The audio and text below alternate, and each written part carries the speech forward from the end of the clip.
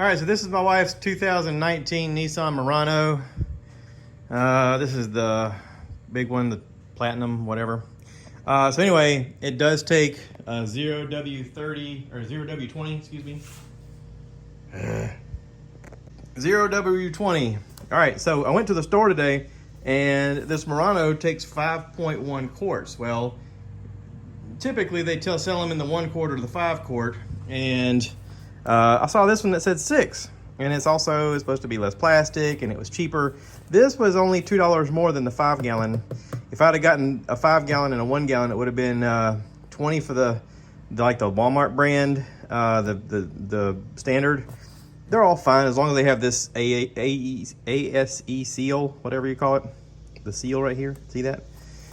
They all do if they're selling them in the store in the U.S. So it would have been $20 for the cheapest one, and then another $5 for a 1 gallon. So to make, or one quart. So to make 6 quarts of that, it would have been 25. Chevron is selling this right now at Walmart, and it was only 22. So that was even better.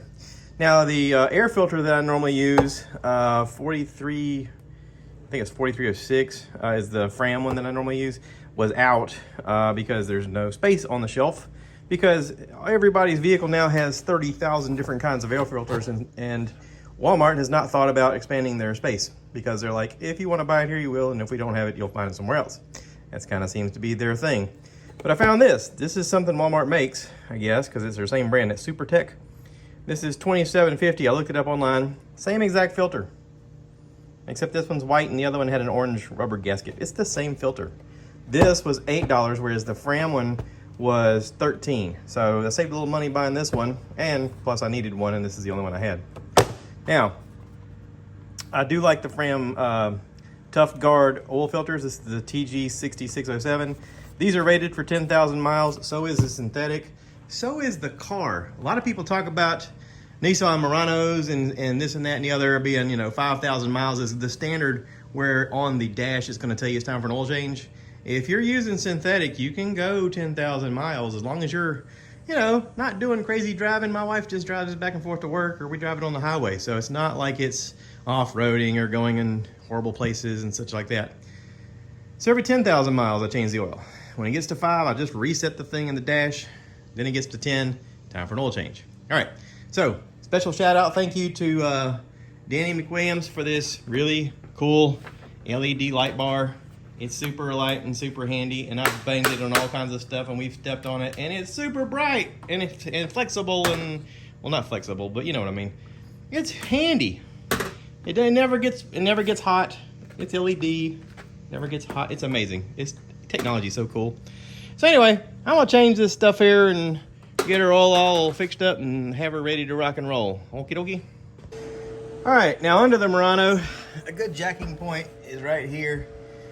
Some good solid metal that meets the frame.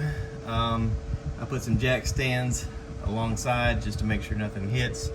I use extra wood to jack it up a little higher, but I'm not real happy with that. Let's redo that.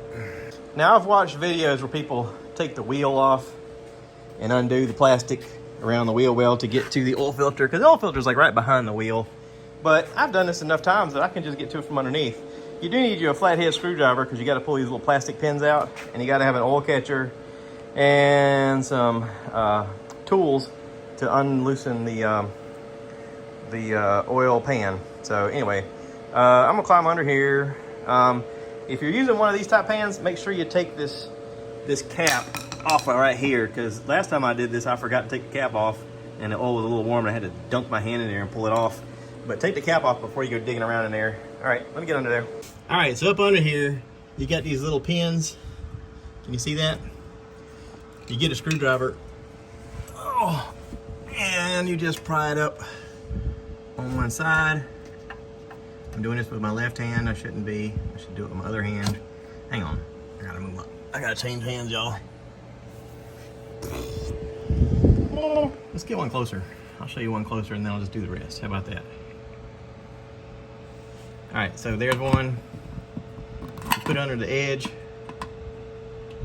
You just pop it up, and that pulls out, and this will pull out. Keep them together. It's easy to misplace these. I got my oil changed at Jiffy Lube one time and they lost several of them. And I was not happy about that because I had to go find new ones. All right, so what you want to do is be able to pull this away enough to get to right here. This is the screw you're going to take off to drain your oil, and then the oil filter is right over there. See that white thing? I'm gonna put my hand around this way, and I'm right over here. That's where I'm gonna get to it. So anyway, let me turn this off. All right, so on this Nissan Murrano, this is a 9/16 or a 14 millimeter. That's what fits on here, like that. Okay, so you want to have your oil pan in place to catch this oil when you unscrew it. I do it kind of slow till it starts to drip, and then once I get my oil pan comfortable where I need to be, I go ahead and screw it the rest of the way. This jack stand is in the way from where I want to put my oil pan, so I'm gonna have to address that. All right, something to keep in mind with your screw here. Normally righty-tighty, lefty-loosey, but with this, it is the other way. So you gotta do it righty-loosey on this one, cross thread. I'm not exactly sure why. Anyway, I'm gonna do this, I need both hands, so I'm just gonna set you guys down. All right, once the oil is in your pan, and all it's doing is dripping, you're pretty much empty there. Some people like to go ahead and take the oil filter off now and let this drain again, because apparently more will come out. That tends to make a huge mess. I don't know. I know there's a right way to do it, and then there's my way. So what I normally like to do is just go ahead and put the screw back on. But it's still dripping, so I'm gonna let it keep dripping. All right, you can see here, I can reach this right around this little plastic thing and get my wrench on here and turn it, my oil wrench. And you just want to loosen it up with this. That's the only thing you need an oil wrench for. Now I can just reach my hand in here and twist it off. And you want to catch it right there. Cool. Also like to come up here and open this. And I just take this off. I've heard it said that if you go ahead and take this off while the other two are open, it allows the whatever compression that may be holding some oil in there to go ahead and release down into your oil pan. So I'm gonna leave that off until I put oil in it. Now I'm gonna go ahead and put my new oil filter on. Whoa, almost dropped you guys. Now you can see this ring is dry. What you want to do is dab your finger in some of the old oil and just rub it around there, and then hand tighten it on there. Just hand tighten it. You don't need a tool, just hand tighten, okay? All right, you can see here, I got my hand in here and I hand tightened it. You don't want it to be like as hard as you physically can do it, you know, straining, tighten it, you know what I mean? So anyway, I went ahead and put my screw on. I just hand tightened it as tight as it will go. I do want to get my tool, my wrench here, flip it the other way and tighten it. Again, I'm not trying to set a record for how tight it can be. You just want to hand tighten it, okay? And then I usually take some Bounty paper towels and I clean up my mess. Oil will get on stuff as it's draining out because of the way it's engineered. It wasn't exactly engineered for you to physically get under here like you need to. Of course, if you're a professional, you have a shop, you know all about this. So anyway, I'm gonna clean up down here. I'm gonna set this down, and then I'm going to add the oil in the top. All right, this is pretty easy to open. There's a little circle that says open. You push your finger in and pull this back. You pull this nozzle out and open it up. There's a little cap you gotta pull off. I'm going to add some oil in here and just check for leaks before I close everything up on the bottom. It's better to do that than button everything up and then have to jack it back up. So I'm just gonna pour some in, check the bottom, and go from there. All right, so I had an accident pulling my stuff out. I knocked over some oil, had to wipe it up. But anyway, I'll clean that up once I back out of here. I made sure nothing was dripping from the new oil filter and the plug back on. So now I'm gonna fill this up, not with 6 quarts, with 5.5. So you say, how do you do that? Well, you put it in there and then you test it out. You got a dipstick that you pull out and you test the limit. So I'll do that. All right, so if you're curious where your oil dipstick is, it's right here. It helps if you have a light to show you where to put it back into, because it's a little tricky in there. It's a little tough spot to get to. But anyway, I've got my oil in there. I'm gonna crank it up and I'm gonna reset the oil filter. Some of you probably already know how to do this, but I'm gonna show you just in case you don't know how. Okay, my thing here says oil filter. You got your little controls over here. It says left and right or up and down and okay. So right there it says oil filter. You press okay. Oh, it says left or right, I'm sorry. So I'm gonna go, let's go left. Okay, so that goes to settings. I'm gonna hit okay. I'm gonna go down to maintenance. I'm gonna hit okay. Oil and filter, hit it. And then reset. Boom, are you sure? Yes. Now we're reset. Now if you'll notice, this says 4,750 miles is when it's gonna tell you it's time to change. Because usually when it gives you a warning, it's got a little while. But again, that's if you're using regular oil, and this can take synthetic, and synthetic can last 10,000 to 20,000 miles, depending upon what kind of synthetic you have. I'm using the 10,000 mile synthetic and the 10,000 mile oil filter. So don't just get the standard, get the one that's built for the longer range, all right? So that's it. I've already reset it, and go back. Boom, boom, boom, boom, boom, and now it won't come up.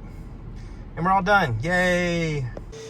Okay, so I started the car, obviously, and made sure that there was no leaks again. Double checked the oil level, it looks good. Now let's move on to the air filter. All right, the air filter is just held on with a couple of these little clamp things. There's one here, there's one back here somewhere, maybe, I don't know. This may be the 2 one. Yeah, it's just the 2 one. So you just lift it up, you can see how dirty that is right away. Ooh, yucky. Look at that. That's pretty bad, okay?